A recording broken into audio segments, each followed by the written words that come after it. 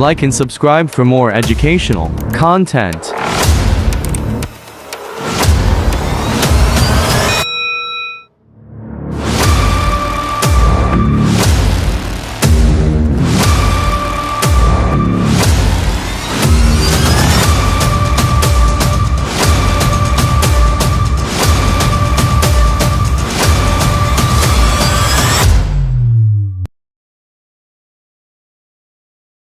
Hello વિદ્યાર્થી મિત્રો, કેમ છો? મજામાં?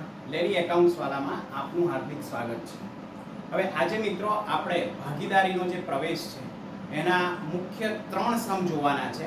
હવે આ 3 સમ મેં જાતે બનાવેલા છે અને ઓલમોસ્ટ આખા ચેપ્ટરની અંદર જેટલા મુદ્દાઓ છે તેને આપણે કવર કરી દઈએ છીએ. હવે જે પહેલો આપણો દાખલો છે મિત્રો એ અમર અકબર અને એન્થોનીનો છે. હવે અમર અકબર અને એન્થોનીનો સમ છે. હવે આ સમની અંદર આપણે જે મિલકતો અને દેવાની કિંમતમાં જે ફેરફારો થાય છે એ ફેરફારોને આપણે કેવી રીતે નોંધવું, બરાબર છે, એ અગત્યનો મુદ્દો આપણે શીખીશું. એટલે આ લેક્ચર જોયા પછી તમને મિલકતો અને દેવાની કિંમતમાં કોઈ પણ પ્રકારનો જો સુધારો વધારો કંઈ પણ હશે તો તમે બહુ જ સરળતાથી કરી શકશો. માટે આ આખો વિડિયો ખૂબ જ શાંતિથી ધીરજથી જોવો જરૂરી છે. તો મિત્રો ચાલો આપણે સમની શરૂઆત કરીએ. આ સમ તમને અહીંયા બોર્ડમાં આગળ આખો ડિટેલ આવી જશે. તમે હા મિત્રો એક અગત્યની વાત કરવાની કે આ જે દાખલો બોર્ડ ઉપર આવી રહ્યો છે આને તમારે સ્ક્રીનશોટ પાડીને અને આને તમારા પોતાની રાઇટિંગથી, બરાબર, પોતાની રાઇટિંગમાં જ આખો દાખલો પ્રશ્ન ઉતારી લેવાનો છે અને તેના પછી જ્યારે આ જવાબ આખો દાખલો અહીંયા પૂરો થઈ જાય બોર્ડ ઉપર એટલે આનો પણ એક સ્ક્રીનશોટ પાડવાનો છે અને એ જવાબને પણ તમારે એક ચોપડામાં વ્યવસ્થિત રીતે લખવાનું છે. જો આટલું તમે કરશો તો ચોક્કસપણે તમને રિવિઝન વખતે ખૂબ જ મદદ મળશે. તો ચલો મિત્રો આપણે દાખલો સ્ટાર્ટ કરીએ.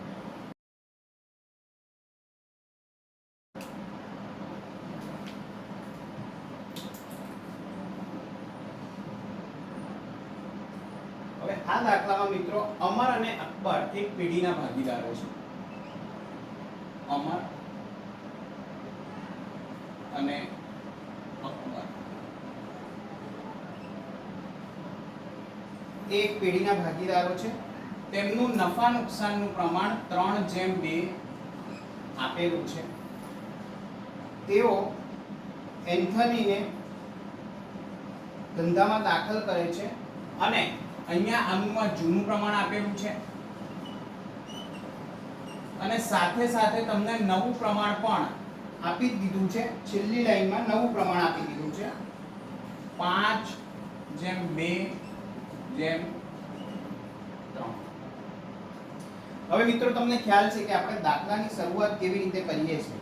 તો સૌપ્રથમ આપણે હવાલાઓ વાંચી લઈશું અને હવાલાઓને આધારે આપણે ઉપર પાકસ રવૈયામાં જ્યાં જ્યાં અસર થતી હોય ત્યાં તેની નોંધ કરી લઈશું. તો સૌથી પહેલું છે ઉપરની તારીખે તેઓએ એન્થનીને નીચેની શરતોએ ભાગીદાર તરીકે દાખલ કર્યો છે. એન્થની મૂડી તરીકે રોકડ રૂપિયા 1 લાખ અને લેણદારો પૈકી 50,000 એન્થનીએ ચૂકવવાના છે. તે તેના મૂડી ખાતે લઈ જવાના છે અને એન્થની પાઘડી રોકડમાં લાવતો નથી. તો મિત્રો એ મૂડી લાવે છે, મૂડી રોકડમાં લાવે છે અને લેણદારો એને ચૂકવવાનું સ્વીકાર્યું છે. એટલે લેણદારો અને રોકડ સિલક પર આપણે ટીક કરી છે. હવે બીજો હવાલો છે કે પેઢીની પાઘડીનું મૂલ્યાંકન 3 લાખ કરવામાં આવ્યું છે. એ આપણે આગળ જોઈશું, માટે એને આપણે ટીક કરી દઈએ. જમીન મકાનની કિંમતમાં 30% વધારો. તો મિત્રો ઉપર પાકસ રવૈયામાં તમને જમીન મકાન આપેલું છે. યંત્રોની કિંમત 90,000 સુધી ઘટાડવી. તો યંત્રો પણ આપેલા છે, એને પણ આપણે ટીક કરી લઈશું. ફર્નિચરની કિંમતમાં 20,000 થી વધારવી. તો ફર્નિચરને પણ આપણે ટીક કરી લઈશું. પેટન્ટ પૂરેપૂરા માંડી વાળવા. પેટન્ટ આપેલું છે મિત્રો, એને આપણે ટીક કરીશું. સ્ટોકમાં 1500 ના મરામત ખર્ચની જરૂર છે, એને પણ આપણે ટીક કરી લઈશું. વાહનો રૂપિયા 2 લાખ આપેલા છે, વાહનોની બજાર કિંમત ચોપડે કિંમત કરતાં 25% ઓછી છે એટલે તેના ઉપર ટીક કરી દઈશું. હવે બધા જ ભાગીદારોનું નફા નુકસાનનું પ્રમાણ 5:2:3 છે એવું નક્કી કર્યું છે.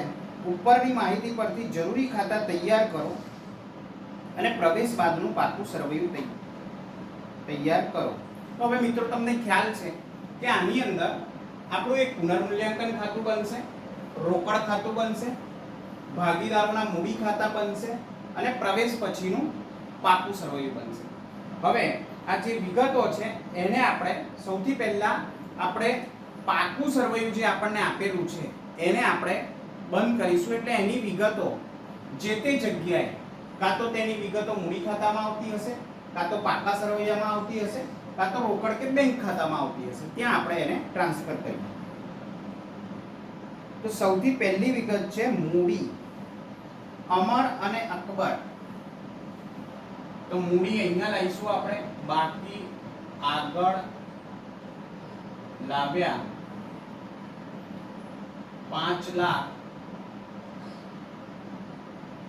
અને અકબર 3 લાખ. લેણદારો 1,80,000 આપણે મિત્રો ટીક કરેલું છે, માટે આપણે પ્રવેશ પછીના પાકા સરવૈયામાં મૂડી દેવા બાજુ લેણદારો લખી દઈશું. લેણદારો ₹1,80,000. દેવી હુંડી 76,500 એ મિત્રો અનટિક છે એટલે ડાયરેક્ટ એની રકમ આપણે બહારની કોલમમાં એટલે કે આઉટર કોલમમાં અહીંયા 76,500 લખી દઈશું. હવે મિલકત લેણા બાજુ પહેલી વિગત મિત્રો આપણને પાઘડી આપેલી છે. તો તમને ખ્યાલ છે કે જે જૂની પાઘડી છે, જૂની પાઘડી જૂના ભાગીદારો વચ્ચે બરાબર છે તેમના નફા નુકસાનના પ્રમાણમાં આપણે વેચી નાખીશું. એટલે 10,000 ની જે પાઘડી છે આપણે અમર અને અકબરના મૂડી ખાતે તેની નોંધ કરી દઈશું. તો મિત્રો તમને ખ્યાલ છે જૂની પાઘડી ની નોંધ આપણે શું કરીએ છીએ તો કે અમર ના મૂડી ખાતે, અકબરના મૂડી ખાતે ઉધાર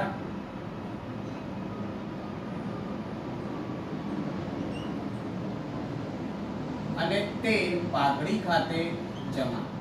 હવે મિત્રો રકમ અહીંયા 10,000 આપી છે. આ 10,000 ને 3:2 ના પ્રમાણમાં આપણે વેચીશું એટલે 6,000 અને 4,000 ની રકમ આવશે.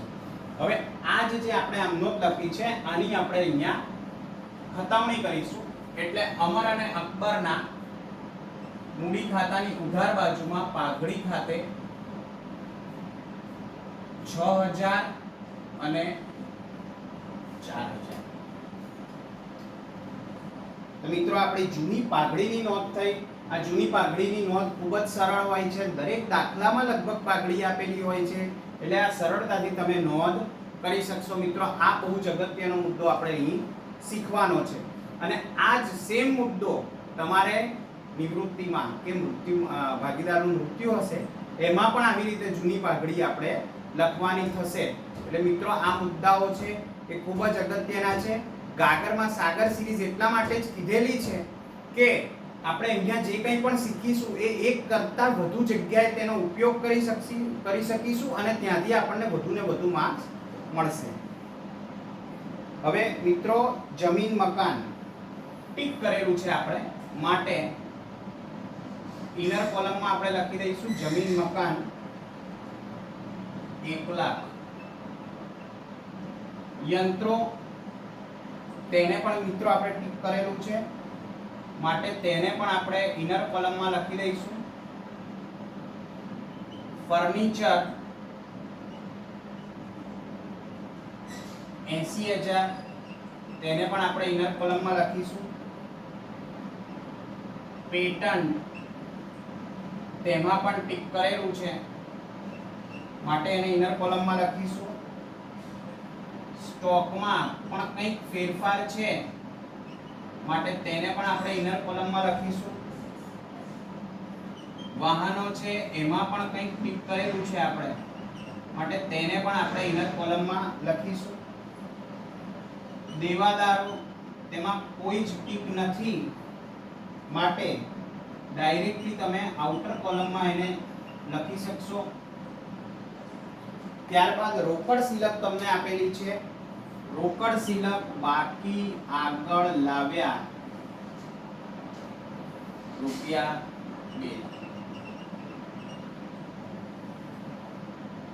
હવે મિત્રો અહીંયા સૌપ્રથમ આપણે જે જૂનું પાકું સરવૈયું આપેલું છે એને આપણે બંધ કરીશું, એટલે કે એની જે વિગતો છે એ જે તે જગ્યાએ આપણે પહોંચાડી દઈશું. જો ટીક કરેલું હોય તો એને અંદરના ખાનામાં લખવાનું છે, જો ટીક કરેલું ના હોય તો તેને આપણે બહારના કોલમમાં ડાયરેક્ટ લખવાનું છે. હવે મિત્રો હવાલાઓ. એન્થની મૂડી તરીકે રોકડા ₹1 લાખ અને લેણદારો પૈકી 50,000 એન્થનીએ ચૂકવવાના છે તે મૂડી ખાતે લઈ જવાના છે. તો મિત્રો અહીંયા એન્થની મૂડી લઈને આવી રહ્યો છે. નંબર 2, જે નવો ભાગીદાર છે એન્થની મૂડી લઈને આવી રહ્યો છે. કઈ મૂડી લઈને આવી રહ્યો છે? એ રોકડા લાવી રહ્યો છે અને સાથે સાથે લેણદારો પણ લાવી રહ્યો છે. એટલે લેણદારોને કિંમત ચૂકવવાનું એને સ્વીકાર્યું છે, માટે અહીંયા આમનો થશે રોકડ ખાતે ઉધાર ₹1 લાખ, લેણદારો ખાતે ઉધાર 50,000 અને તે એન્થનીના મૂડી ખાતે ₹1,50,000. હવે આ જ આમનો જે છે એની આપણે ખતવણી કરીશું. ખતવણીમાં આપણે એન્થની રોકડ ખાતાની ઉધાર બાજુમાં એન્થનીની મૂડી ખાતે ₹1 લાખ, અહીં એન્થની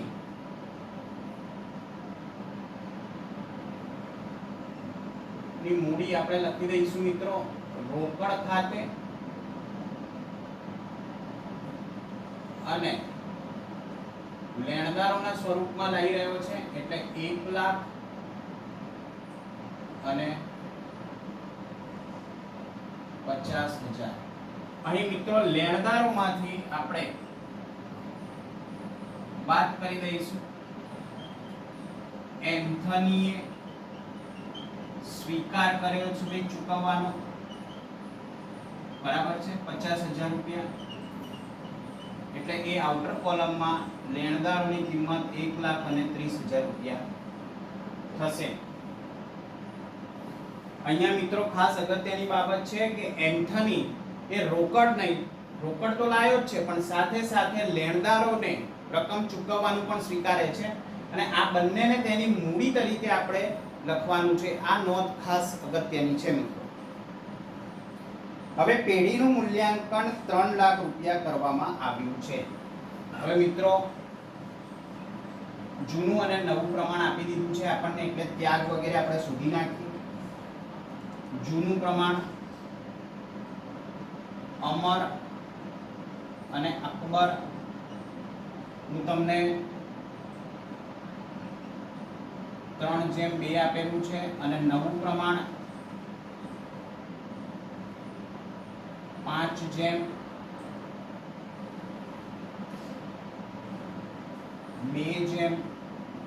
3 આપેલું છે.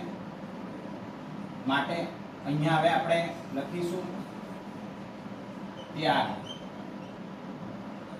તો અમરનો ત્યાગનું સૂત્ર મિત્રો તમને ખ્યાલ છે, જૂનું પ્રમાણ માઈનસ નવું પ્રમાણ.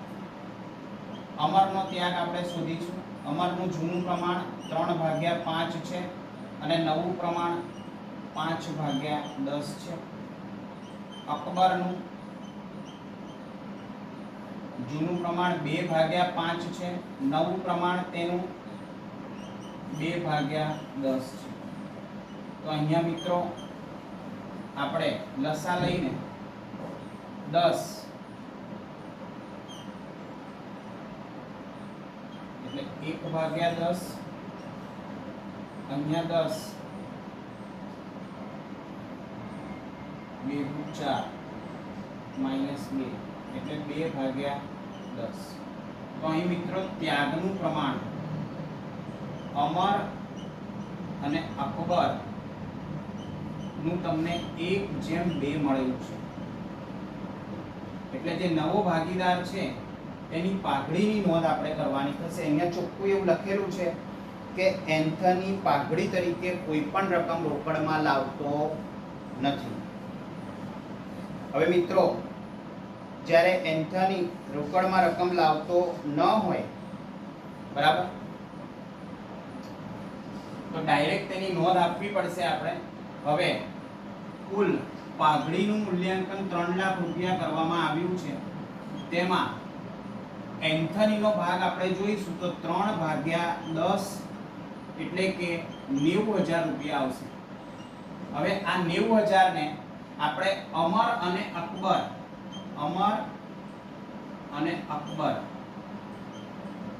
90,000 ને તમે 1/2 ના પ્રમાણમાં વેચશો તો તમને 30,000 અને 60,000 એમ રકમો મળશે.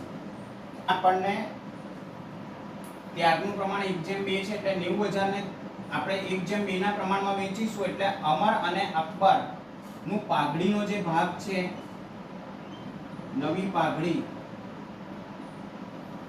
પેટે તેમને જે કંઈ પણ ત્યાગ થયો છે એ એન્થની ચૂકવશે.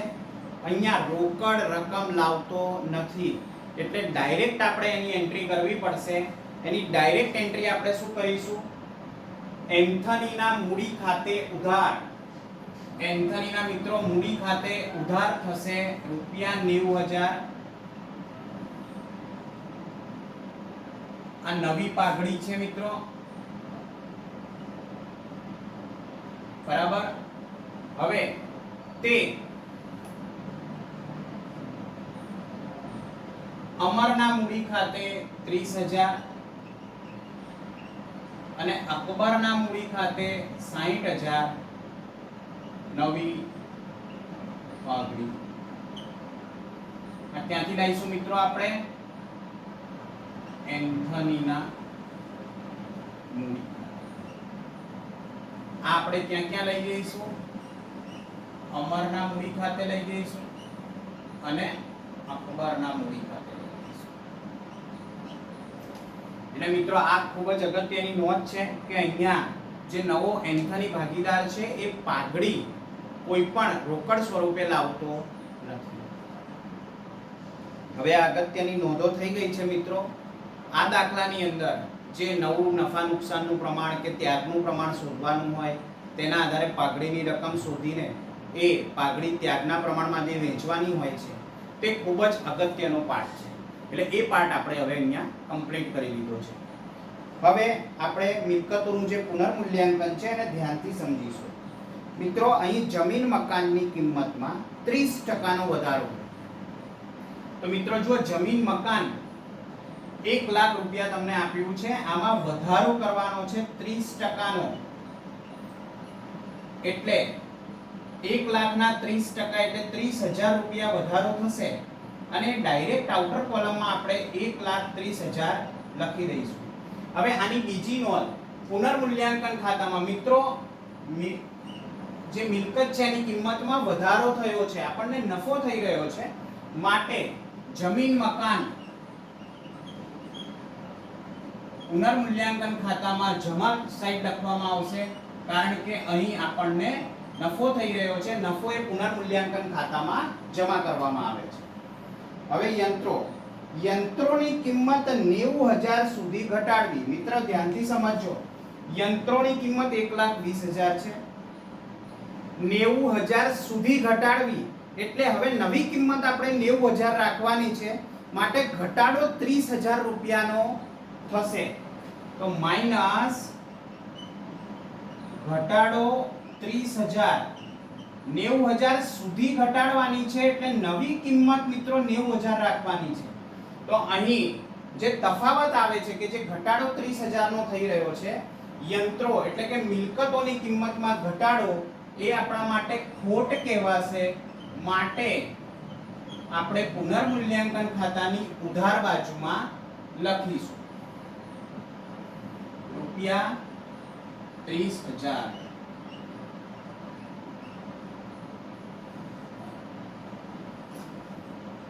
હવે ફર્નિચરની કિંમત 20,000 થી વધારવી. મિત્રો જુઓ અહીંયા 20,000 થી વધારવી એટલે કે 20,000 નો વધારો કરવાનો છે. તો ફર્નિચરમાં પ્લસ વધારો કરીશું આપણે 20,000 રૂપિયાનો, એટલે ફર્નિચરની હવે કિંમત થઈ જશે 1,00,000 રૂપિયા. તો મિત્રો અહીંયા 20,000 નો ફર્નિચરમાં વધારો થઈ રહ્યો છે, એટલે ફર્નિચર ખાતે જમા આપણે અહીંયા લખીશું પુનર્મૂલ્યાંકનમાં જમા સાઈડ 20,000.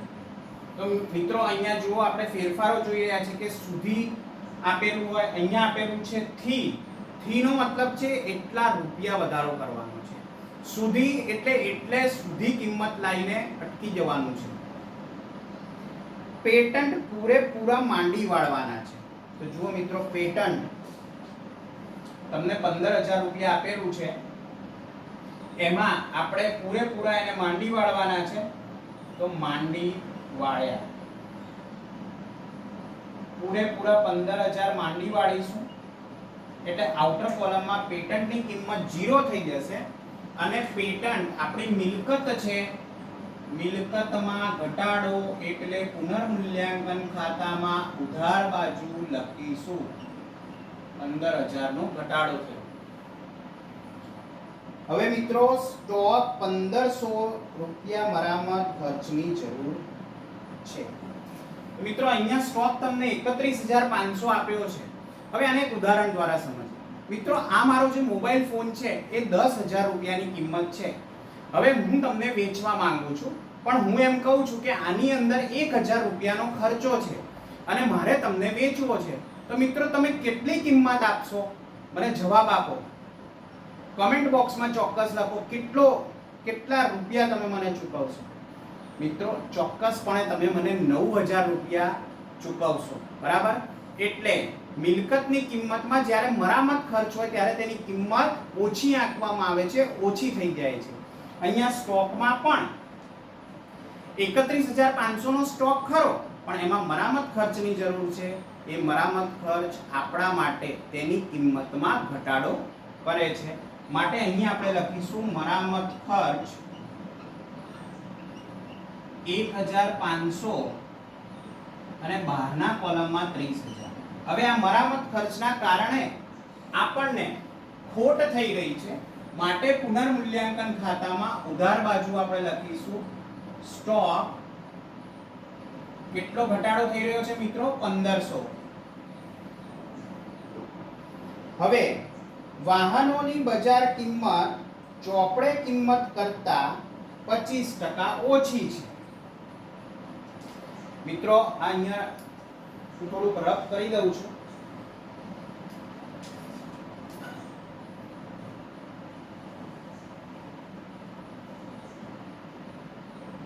હવે ધ્યાનથી સમજો મિત્રો. વાહનો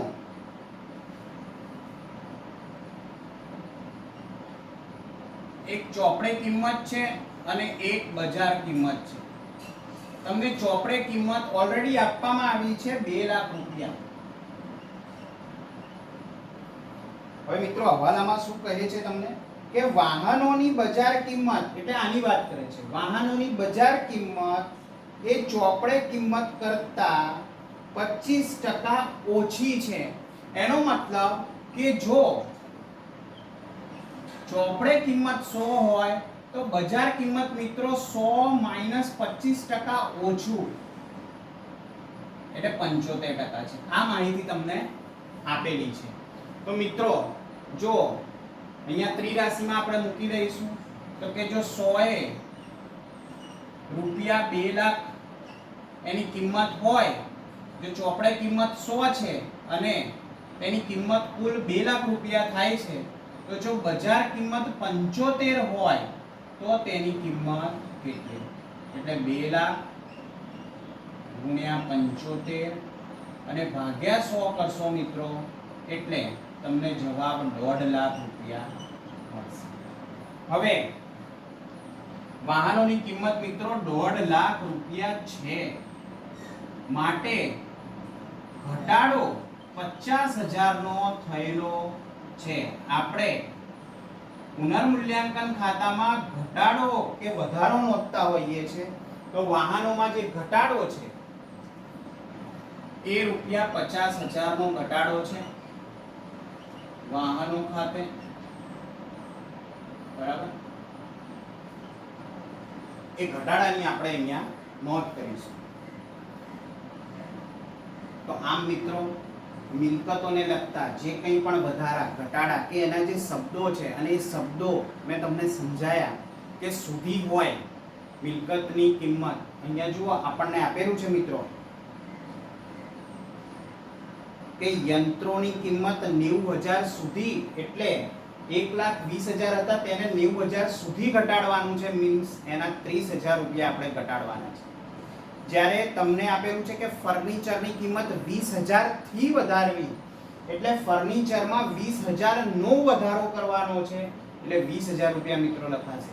એટલે આ જે શબ્દો છે નાના નાના, એ શબ્દોનો બહુ જ વ્યાપક અર્થ છે. એ અર્થને સમજીને આપણે જો નોંધ કરીશું તો ચોક્કસ આપણા માર્ક્સ આવશે. મિત્રો આ તમે જે મિલકતોનો વધારો કે ઘટાડો જોયો છે, આ તમારો ઓછામાં ઓછા 10 માર્ક્સનો આજે તમે આખું ચેપ્ટર જે આટલી વિગતો જો તમે શીખી જશો તો તમને ઓછામાં ઓછા 10 માર્કની હેલ્પ થશે. કેવી રીતે? તો મિત્રો તમને ખ્યાલ છે કે જે પ્રવેશનો દાખલો છે, પ્રવેશના 2 દાખલા તમને પૂછાવાના છે, એટલે 3-4 વિગતો તો આવી આપેલી જ હોય છે તમને, એટલે 3 દાખલા ગણીએ તો 6 માર્ક્સ એ થયા, વત્તા તમારા નિવૃત્તિમાં પણ સેમ આવી રીતે જ વધારો કે ઘટાડો તમને આપેલો હશે, તો તેના પણ 3 માર્ક્સ ગણીએ આપણે, તો 9 માર્ક્સ તો એમને એમ તમને ખાલી આજનું લેક્ચર વ્યવસ્થિત રીતે તમે જોયું હશે અને સમજશો તો ચોક્કસ પ્રમાણે તમારા એટલા 9 માર્ક્સ તો વધી જ જવાના છે મિત્રો. હવે આ દાખલાનું આપણે પુનર્મૂલ્યાંકન ખાતું બંધ કરીએ અને વિગતો આગળ જવા દઈએ. મિત્રો અહીંયા આપણે જોઈ શકાય છે કે ઉધાર બાજુની રકમો વધુ છે, 50, 60, 70, 80, 90, 95, એટલે 96,500, 96,500, એટલે 46,500 ની ખોટ આવે છે. આ ખોટ આપણે અમર અને અકબર ના મૂડી ખાતે લઈ જઈશું. અમર અને અકબર ના મૂડી ખાતે રકમ કેટલી આવશે મિત્રો? 46,500 ગુણ્યા 3/5, 27,900, 46,500 ગુણ્યા 2/5, એટલે 18,600. આમ રકમ મિત્રો આપણે આના મૂડી ખાતામાં લઈ લઈશું. ખોટ છે એટલે ઉધાર બાજુ ઉપર લખાશે ખોટ પુનર્મૂલ્યાંકન 27,900 અને 18,600. આમાં ડેશ. હવે મિત્રો આપણે રોકડ ખાતાનો સરવાળો કરી દઈએ. 3 લાખ રૂપિયા આવે છે. આ 3 લાખ રૂપિયા આપણે બાકી આગળ લઈ ગયા.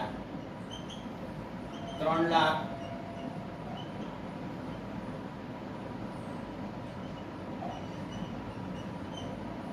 હવે આ 3 લાખની બાકી આપણે નવા પાકા સરવૈયામાં લખી નાખીએ મિત્રો. રોકડ કે બેંક રૂપિયા 3 લાખ.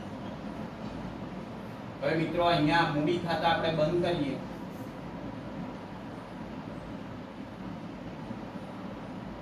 તો તો એન્થનીની મૂડી 1,50,000, એન્થની 1,50,000, અમર અને અકબર. મિત્રો એન્થનીની મૂડી 1,50,000 છે.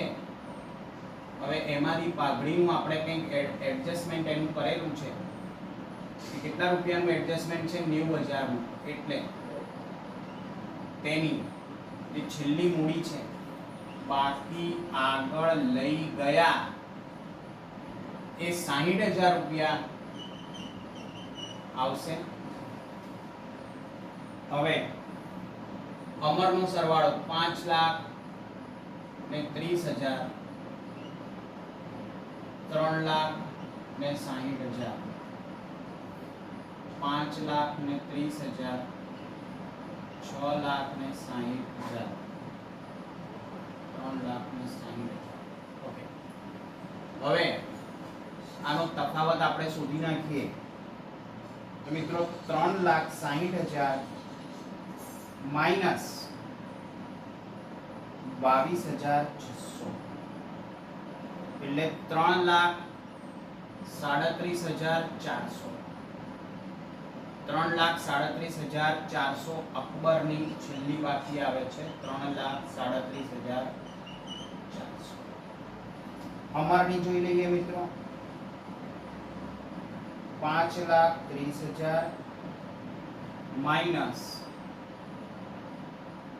6,000 માઈનસ 27,000 અને 900 એટલે 4,96,000 અને 100. અહીંયા મિત્રો આપણે લખીશું 4,96,000 અને 100.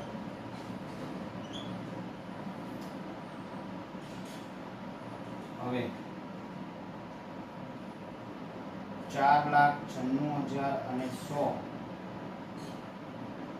વત્તા 3,37,400 વત્તા 60,000 8,93,500.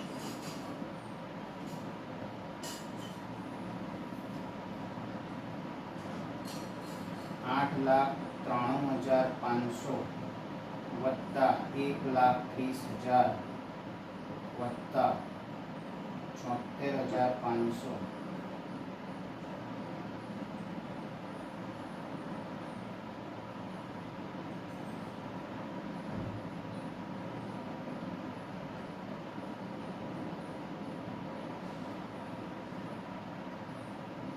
એટલે મિત્રો અહીંયા સરવાળો આપણો 11,00,000 રૂપિયા આવી ગયો છે. આ બાજુ સરવાળો કરીએ, 3 લાખ વત્તા 1,30,000 વત્તા 1,20,000 વત્તા 30,000 વત્તા 1,50,000 વત્તા 3 લાખ. એટલે અહીંયા પણ આપણો સરવાળો મિત્રો 11,00,000 રૂપિયા થાય છે.